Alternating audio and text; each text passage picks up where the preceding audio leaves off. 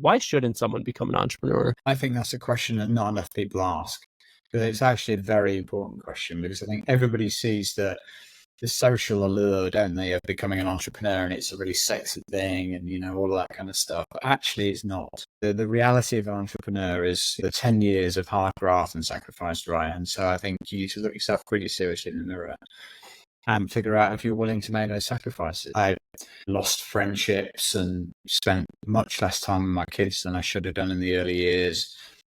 There were some really meaningful things. Missed funerals of people that really should have been there. There were really some really meaningful things that I'm sure as you get older and wiser, you look back on and you may end up regretting. And I think that's the reality. You need to face into that and go, am I willing to do that?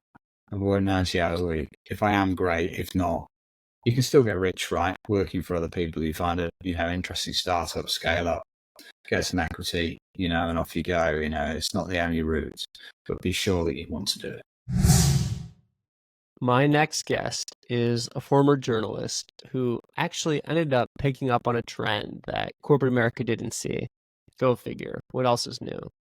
So he ended up starting the world's first digital content marketing agency called Zazzle Media, which was later acquired by a company called Stickyeyes, which was then later acquired by a company called IPG. We had some really honest conversations about the sacrifices of entrepreneurship and what it takes to win as an entrepreneur. So if you want to see if this path is for you, then stick around. And with that, enjoy my conversation with Simon Penson. Simon, welcome to the podcast. I appreciate you staying up late from the UK to talk, man. No, thank you for having us on. It's always good to chat things through at the end of the day, right? And decompress a bit. So looking forward to it. Exactly. Me and Simon were just talking off air for a second, or Simon and I. That goes to show how my grammar is, but off air. And hopefully this is the highlight of your day and the highlight for the audience. But here's where I kind of want to start out. So I've gone through your story, I've gone through your journey. Really incredible to see a lot of the things that you've done, a lot of things that you're working on, especially in the online space. So needless to say, you're a successful entrepreneur, an exited entrepreneur, some may add, but you actually started your career in journalism. Why is that? I don't know if I can answer that question. Why? That's a really big one, isn't it? Do you know what? I always had a relatively clear view. I was lucky. I had a relatively clear view of what I wanted to be when I grew up. And originally, very early days, it was a marine biologist, but it very quickly turned to journalism because I think I realised that, I was scared of sharks and I was pretty good at writing. So, that kind of solved it for me a little bit. And ever since then, kind of, I've had that kind of clarity of thought around, the importance of content and the part that it plays in the world that we all live in. So I know one of the things that you just said is that you felt like you were lucky that you had this focus of like, you knew what you wanted to do from an early age. Is that something that you think, you were it was like an active choice that you made, or do you think it was just one of those innate things where you just really knew what you wanted to focus on? I always knew, I think. I think that there's good advice, isn't there? I think I stuck to it, even though it's subconsciously, that if you stick to what you're good at and stick to what you love, they're usually not too far apart. By the way, you end up getting a lot further with them, working harder and doing all the things that you actually need to do, in order to achieve whatever success looks like. You need to be able to really enjoy it, and it's never really felt like work. Yeah, sure, there have been some terrible, tough days, but it's never really felt like work. And I think that's probably been the kind of the cap, the kind of the impetus, let's say, of allowing me to get there, if that makes sense. No, I think it does. I think, people have this illusion. I think I've spoken about this maybe on other episodes, in the sense that when they're doing what they love, or they're really passionate about that vision that they're going towards, that everything is going to be sunshine and rainbows and everything is going to be great. But in reality, probably a lot more tough days than there are great days. And, the path to heaven is paved with hell. So obviously it's great to pursue something you enjoy, but, once you start pursuing that path, I think you'll start to realize it's not as easy as it seems. But I make this comparison in my head sometimes because I think, you're either going to be working towards your vision or someone else's vision. And if you're working towards someone else's vision, there's a much less likelihood that you'll be willing to go on that path. But when you're working towards a vision you're truly passionate about, I think that maximizes, again, I don't want to say guarantees because no guarantees in life, but maximizes the chances that you'll keep going on that road and strive towards your vision. So that's just something I wanted to add Yeah. there. Yeah, no, I completely agree. Yeah, you have to. It's really hard getting there. That's why most people don't. So you better enjoy Exactly. it. So one more thing about journalism. I know when a lot of people think about journalism, they don't think about business right away. They think more about creativity and art. So thinking back to your time as a journalist, what do you think journalism taught you about the audience and the artistic side of entrepreneurship? I think that is something that people overlook, and I talk about this quite a lot actually, because I think there are a few professions that give you the tools more so than journalism do that you really need in order to to achieve later on. And like it's little things, or not so little things at the time, but it's things like you wouldn't necessarily think about. And that when you work in journalism, and at least initially in the years gone by, you would go and work for a local newspaper of some kind. And in doing that, you would cover all sorts of gruesome, grisly local stories, including going to court and covering court cases, and also really tough things like they call door knocks, which is where you'd have to kind of knock on the door of a family that had lost a son or a daughter tragically, and all of those horrible things, and you have to talk to them, and you have to learn how to deal from you're sort of 18 years old at this age, from a really early age, to how to deal with those really tough moments and how to build rapport with people in difficult times and all of those things. And it's very good to teach you the art of communication, I think, at all levels and all times and all levels of stress and all of those things. So I think it's fantastic for that. But also it teaches you the art of learning enough about everything. Because as a journalist, you don't have to be the subject master, but you have to understand enough to be able to write about it in a compelling way and get it across to others. So I think it widens the aperture of your interests, and it gives you the ability to build rapport with people at all levels and all situations, and it really gives you the tools, I think, to learn learn what you need to learn about any particular market or any particular audience quickly. Definitely. I think, one of those tough lessons they have to learn, but I think eventually everyone goes through a really tough time. And maybe a silver lining is the earlier that you have to do something like that, kind of the quicker you understand the world and are able to see things from more realistic perspective. So I'd add that. One more thing on journalism really quickly. So you were a journalist in the UK, right? Yeah. Do you think there's a big fundamental difference between journalism in the UK and the US? I think journalism's changed hugely. It's looks very different now. I don't think there's a huge difference, actually. No, I really don't. I think it depends on the type of journalism you go into. Ultimately, I think if you're thinking about it now or you're in it now, obviously it's a very different world, and much more fragmented, much more digital. Remember, I was doing this, sad to say, in sort of mid to late 90s, when people used to still read print newspapers. So it's more of a time than a place difference, I think. Okay, I think that's fair. More maybe different by network instead of just like, a geographic region. Okay, that's Yeah. interesting. You learn more every day. So I want to jump to Zazzle Media for a second. That probably clears some cobwebs in the head there. But back when you started that, what was the gap that you saw in the market when you decided to build Zazzle? Again, really good question. I think what I realized is, so I was in sort of tandem with kind of building my journalistic career. I was always interested in how things were made, and so I ended up building my own sites in the sort of through from the late 90s through the kind of to the 2000s, and learned lots. They were looked awful, they were terrible, but they did all right actually. And again, long story short, I used that as the kind of the impetus really to kind of be able to leave the corporate world behind, because by mid to late 2000s, so started them in 99, let's say, by sort of 2007 8, they were actually selling on their own 2 feet and earning some money. They were content sites, funny enough, in really super niche, interesting niches with high value opportunities, so divorce and kitchens and all sorts of different things. And they built me a runway basically to be able to leave the corporate world behind. And what that really taught me was that content had a place online, and that seems like the most obvious thing to say right now, but it didn't then, because people weren't investing in it. People were just trying to game Google, and or weren't there at all.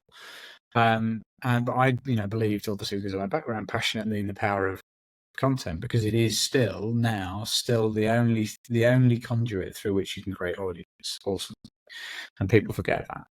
And I believe that, and I so passionately went around, initially the UK, but then wider afield as well, the globe, and kind of telling that story. Obviously we built a set of services and products behind that story, and it took a long time to be able to convince people that they needed to buy it. But thankfully, from 2009 when we started Zazzle, to 2012, 13, the world changed quite a lot, and we'd have been able to establish a bit of brand equity and all that kind of awareness and stuff, and that then allowed us to kind of start really winning business. So yeah, it was very hard work to begin with. Definitely. 2009 was also an interesting time to start a business. So kudos for you for taking that jump. But thinking about that jump for a second, I'm just curious to hear. I know you said that you were able to establish a bit of a runway from your journalist career. Is there a reason you decided to leave journalism for entrepreneurship? Like, what was the logic behind that? I saw it going backwards really fast. I mean, so I work for a big corporate sort of print publishing business, and they had been acquired actually around that time by a business that wanted to stay in print. And by this point, I'd actually been kind of plucked out the kind of the journalistic kind of print teams, and was starting to work on, how do we turn these brands into digital brands? Really enjoying it. Obviously, with what I was doing on the side, I was really passionate and believing that that was the future. But then they were acquired, and this business didn't reinvest in digital. So it actually kind of made the decision for me, because, I was all in by that point on these sites and what was happening with, because it was the audience was going that way on these sites, as terrible as it was. And yet, going that way on the print publishing businesses on products. So it was really obvious to me what was happening. And, I only wanted to back the winner really. So, it was I'd say it was a no-brainer. It was a no-brainer from a kind of a professional kind of perspective, but from a personal one, it was harder because it meant a lot of sacrifice and making the big leap into the unknown, right? For sure. It's also interesting to hear, interesting to think about, because even it was at this point 15, 16 years ago, you saw a trend and you wanted to go where the audience was, and corporate America or kind of the corporate publishing world didn't notice a trend that was upcoming. Even though we live in a different time, I think certain themes kind of uphold, and we still see large corporations, still not getting with the times. Cool that you were able to do that. But you mentioned how it was really scary taking that leap. And I know just starting out, you were working in the corner of a front room. What were those early days like trying to build a huge successful company? I think there's one word for it: really scary. In 2 words.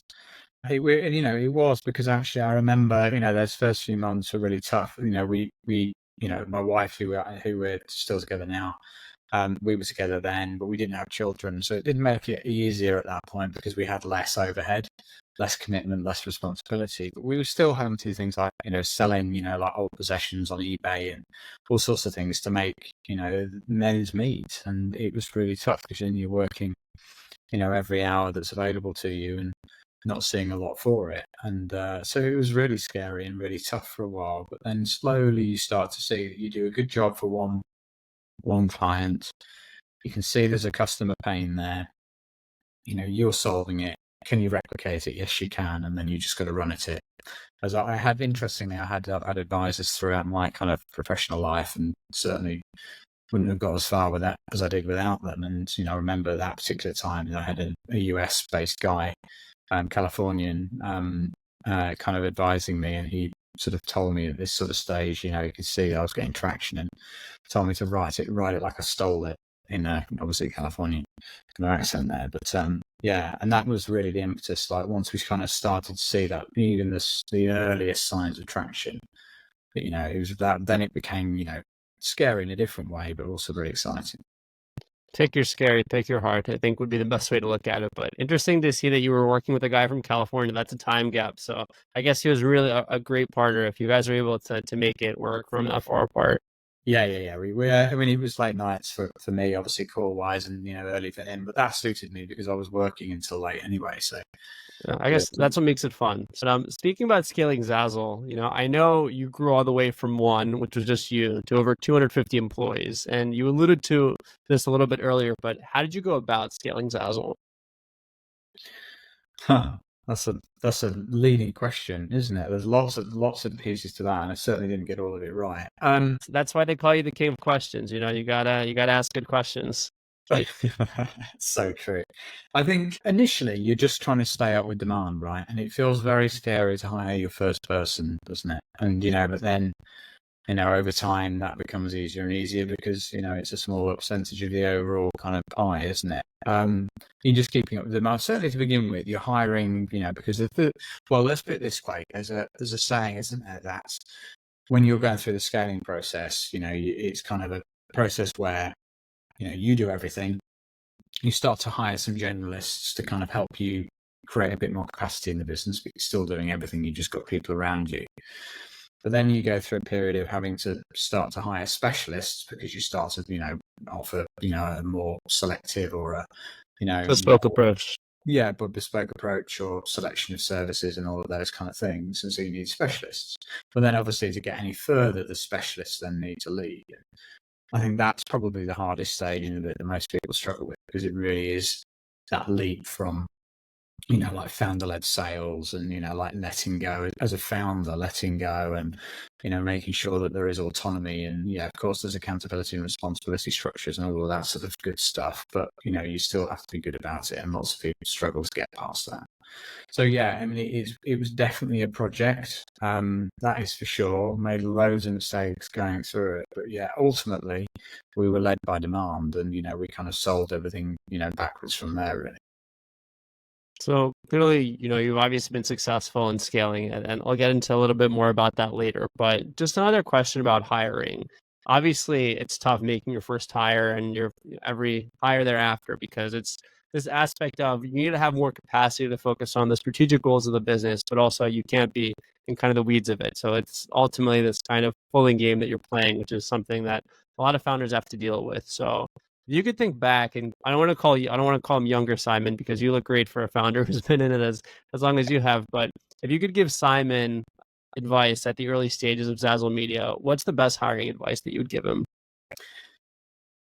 I give this advice a lot, actually, because I, truly feel passionate about it. And I think the best advice that you can have in this environment is have the courage to hire the best person you possibly can, irrespective of stage. Because I don't think that I've ever regretted hiring or the business hiring, a really good person. Sometimes a person that you feel like you shouldn't really be able to afford, or you can't afford, or the business isn't ready for. If you do that in a really strategic way, i.e., so you know that you need that kind of, that specialism at that moment in time, hire the best person that you possibly can, because you won't regret it. I think that's the advice I would have given myself earlier, because obviously it took me time to realise that. Yep, the aggressive risk, but thankfully it paid off, and awesome advice there. During your time at Zazzle, I know that you've gotten a chance to work with some legendary clients. I'm just kind of curious, what would you say are the most common issues that a lot of these clients, especially the bigger clients that you've had, face when it comes to growing online and really building that digital brand? No, I think there are two sides to that. So there's a market side. So the market side is really like, how do we best spend the budget that we've got to be able to really connect it properly with the ROI that we want, whatever that looks like. I think there's and increasingly that's becoming harder and harder because the market's more fragmented, not less. But I think that was that was difficult 10 years ago. It's very difficult now. And then I think internally it's, I see this all the time now, is that, what does our go-to-market really look like? And is it really capable of competing in this market? And I think that, again, has become more and more difficult. And, in the agency world, for instance, just to talk about that, 10, 15, 20 years ago, it was relatively easy to build something to a certain level of scale because of the, not lack of competition, but, it wasn't as competitive as it is now. And, it's true of all markets when they become more competitive, which every market has become, digitally speaking, because people have invested there because that's where the audience is. It requires a greater and greater level of specialism and expertise. And I think a lot of businesses haven't managed to keep up with that and that's where go-to-market comes in. And, from an observational perspective, because I, see across a lot of particularly B2B businesses of all different kinds now, That's what I see is like, I can see the disconnect there. It's like, we're really struggling. Well, I can see why, because I'm not exactly sure how specific and how much clarity you're providing around what it actually is that you're solving and how you connect that with the market opportunity. So I think that is that's the key kind of part of that kind of observation, I guess, of what I've seen over the last few years. So I like that you said that the market's become much more fragmented, and I'm sure over time it'll continue becoming fragmented. Then again, maybe we'll see new opportunities, but I can't predict the future, so I don't want to dive too deep into that. But a big topic right now, especially in the digital media space, is the rise of, I don't know why I can't speak English today, the rise of the customer acquisition costs. Yeah. Now, and ad prices are just gone through the roof. Like there's a company I think I spoke about in another episode called Temu, basically just like owns seemingly all the ad space online. They have seemingly an unlimited pool of money to pull from. I don't know the geopolitics behind that, but at least from a high level consumer perspective, that's what it seems like. So a lot of companies are struggling right now to compete for that ad space. So from someone that's worked with a lot of brands and helped them scale their online presence, do you think that a company has to grow through ad spend or paid ads, or are there other methods companies can use to increase their online presence? No, I mean, we certainly offered paid, certainly in the second half of our life, it became an important part of the business. But interestingly, importantly, our message was always, don't build on rented land, because I think it's a really dangerous thing to do. And of course, what happens is that, most people do because it's the easy source of initial revenue, at least. So we won't talk about the margin on that revenue, but it's initial source of revenue. And then you become addicted to that. And, of course, because you've built up, back office costs, et cetera, and you need to be able to continue to churn the revenue in order to pay for those things. But usually, if you're not careful, and lots of businesses fall into this trap, the only people that are making the margin on that are the people that are selling the advertising space, right? So it's a very difficult and dangerous place to be. But of course, the alternative is hard work, and it's not quick. And it requires a level of expertise, and it requires a level of specialism, and all of those things that, to build your owned and earned kind of, brand equity, if you like, and audience, and, create inbound opportunity if you're generating leads, or, create visibility and, kind of traffic through other sources if you're, selling things. It's not easy and it's not quick, and it requires a level of, commitment to invest what is probably a significant amount of money over a significant period of time before you start to really see that, that CAC payback, right? And lots of people have probably been stung in the past by people not, offering those things and not doing it well, and that's often a barrier. But, there is no doubt that, having seen a lot of big brands over the years spend lots of money, they're always the number one channel, particularly for acquisition, is always that kind of the owned kind of channel stuff, whether that's through organic search or whether that's through social or whatever it is. So own the audience as best you can. So it also sounds like, in short, nobody really wants to do the hard work. They all just want to rent the land instead of buy the house. Yeah, I mean, I don't know. I think people do probably want to do the work. I think they just get stuck in this situation where, they have to spend on ads because it's immediate. Then there's that feedback loop is faster, and people can almost convince themselves in their own head that it's all right because we're getting a 2-to-1 payback or whatever it is, versus, well, we've been spending with this SEO company over here for, a year, and, we've not seen anything for it yet, inverted commas. Really insightful there. So I want to shift to May 2015 really quickly. So you were acquired or acqui-hired by a company called Stickyeyes. What's the first thing that you did post-acquisition? Yeah, so we merged the businesses at that stage, and we kind of, I was a single founder my side, single founder that side, and I think we were really honest with, we spent 6 months talking about, kind of bringing those two businesses together, and in the end, I think it was quite clear that, the 1+1=3 existed, and there was a decent cultural fit as well, and all of those kind of good things. But we knew that in doing it, we would create a business that was, sort of, we were 50 odd people, they were, 75. So, and, in coming together, it would be a really nice sized business, very profitable business. Both businesses were profitable, and separately we offered services that really, kind of embedded together really well. We had 2 offices, lots of people, and we did that, and obviously announced it to the market. And funny enough, the acquisition offers came in immediately. So yeah, May 15, we finished that kind of merger, and by August 16, we joined the acquired. So not long. So I like that you said 1+1 = 3. So I think investment bankers would call that a synergy. So that's in their colloquial language. But speaking about that acquisition, and I'm sure as you're familiar with and just knowing the M&A landscape, a lot of companies struggle with the cultural integration. And honestly, a lot of M&A deals end up not working out in the long run because of that. So how are you able to integrate so well with Stickyeyes? I think it came down to cultural fit, again, this is a passion point for me because I do spend a lot of time around M&A now, and I've learned a lot from from integrating twice, basically, because then we had to integrate with our eventual acquirer. And not enough businesses spend enough time understanding culture, because we thought our cultures were absolutely exactly the same, but they really weren't. Actually, there were some differences. I think it worked actually, and we weren't far away, but equally, like, when is the last time you heard of any kind of, corporate dev guys spending time on culture, right? It just doesn't really happen. And yet it's really the conduit through which the value post, kind of liquidity event really occurs. And so I would always advise anybody going through that process to spend some time in the office of whoever it is that you're acquiring or being acquired by, to really get a feel for what that culture really means. Because it's not written on a piece of paper, right? It's how people act every day. I hope a lot of these smaller companies and a lot of these banks, hopefully Goldman Sachs and JP Morgan, are taking notes right there, because unfortunately in previous years, I think a lot of mergers have failed. But it's awesome to hear about the background and the due diligence of one that ended up working out. And I'm actually happy that you brought up that other acquisition. So specifically for those that don't know, kind of that bigger company in August of 2016, Stickyeyes was acquired by IPG. What was different about that deal versus kind of the initial acquisition?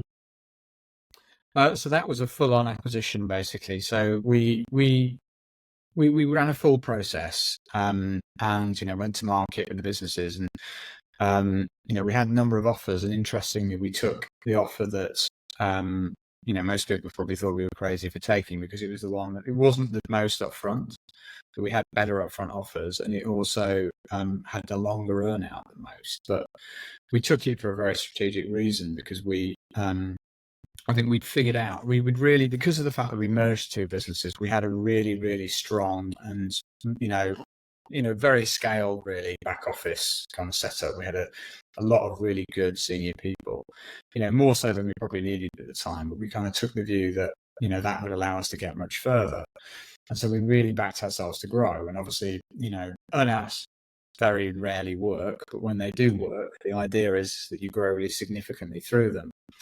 So we took that offer, and we had August 16th, the end of 2020, we had an earnout period, and thankfully we basically tripled over over those 3 years, which obviously worked out brilliantly for everybody.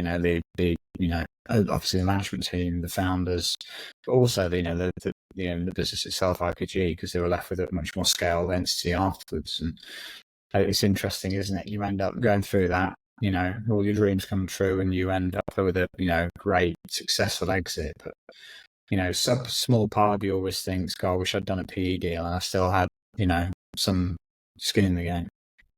Sometimes the baby just got to go off to college, That's true. Yeah, that is very true. And we didn't have the option of private equity, right? Because in the marketing services world, they didn't really come into the space until about 2018. So it was a bit late for us, but it could have been a good one for us.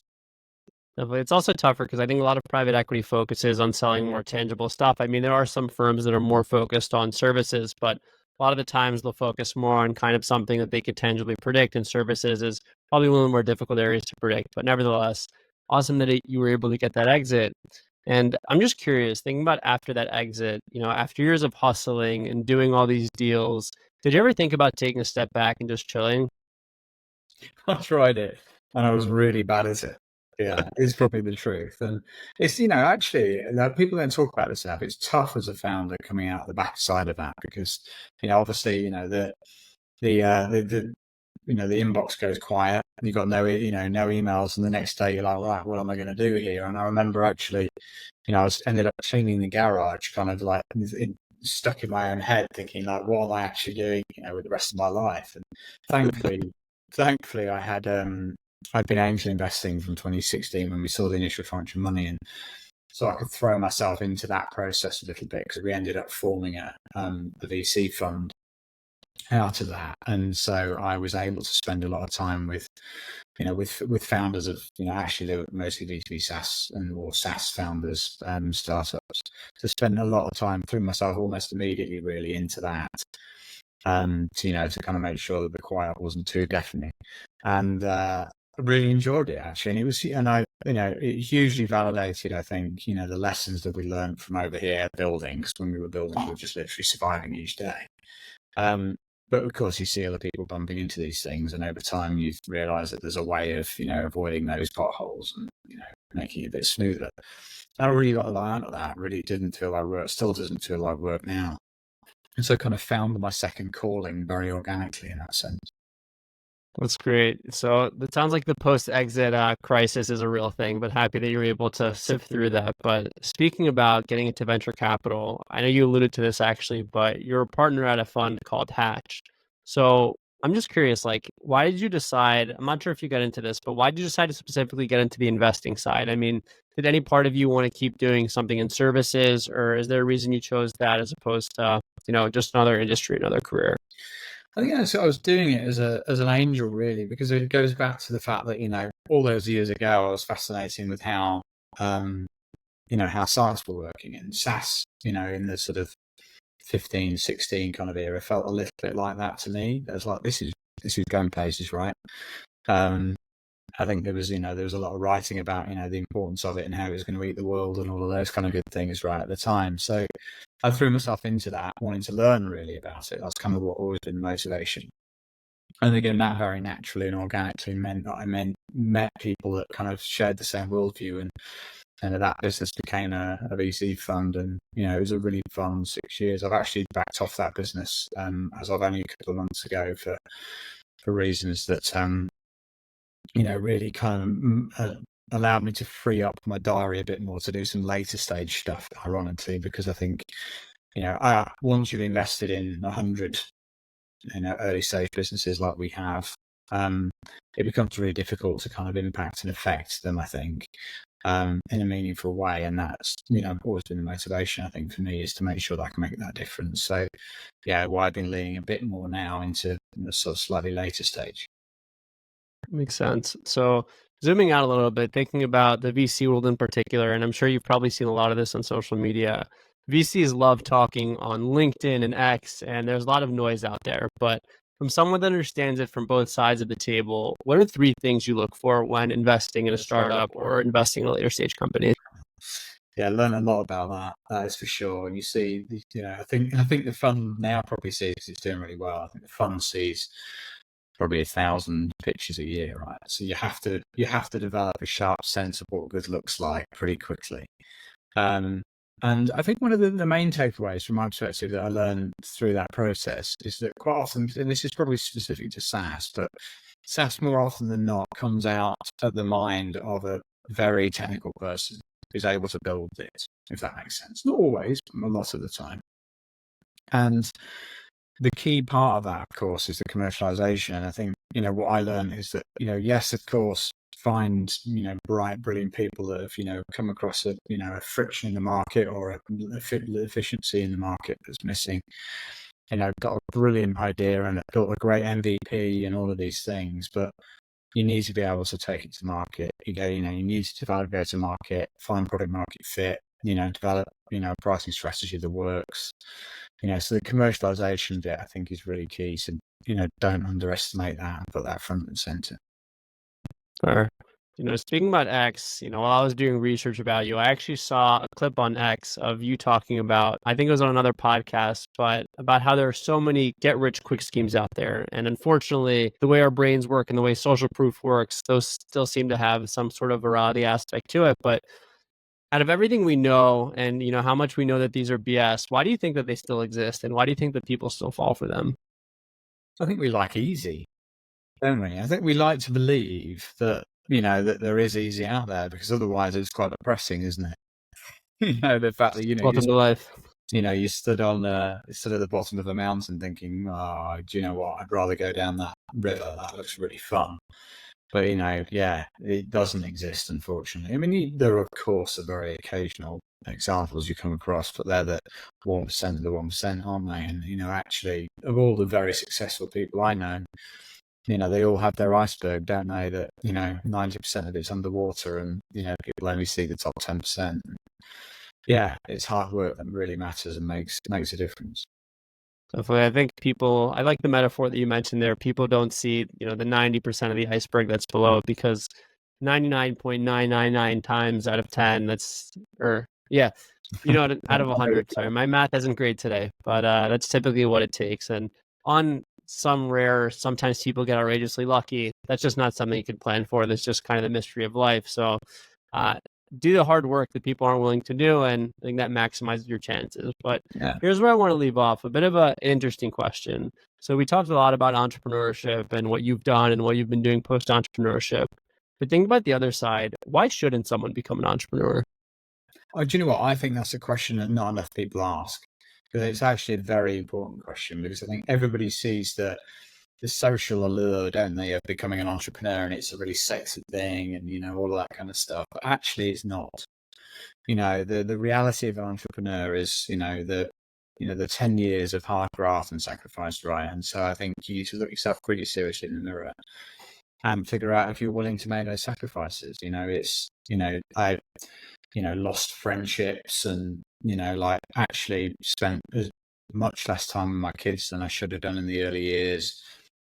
There were some really meaningful things, missed funerals of people that really should have been there. There were really some really meaningful things that, I'm sure as you get older and wiser, you look back on, and you may end up regretting. And I think that's the reality. You need to face into that and go, am I willing to do that? And work 90 hours a week. If I am, great. If not, you can still get rich, right? Working for other people. You find a, interesting startup, scale up, get some equity, and off you go. It's not the only route, but be sure that you want to do it. I think that's an awesome way to end it, and I appreciate the really candid perspective. But Simon, thanks so much for the time and for talking about your career journey and some of that great advice at the end. So thanks again for coming on the podcast. No, amazing, Daniel. And thanks for the great questions. Thanks for listening to today's episode. I'm happy to say that the podcast is growing across all platforms and has just surpassed 100 listeners. So if you've enjoyed the content or learned anything valuable, then please subscribe to the podcast. Subscribing helps me immensely and lets me reinvest in the show and give you guys an even better experience. So if you want to see businesses Blumin get even bigger and better, then smash that subscribe button. Thanks, and I'll see you next time.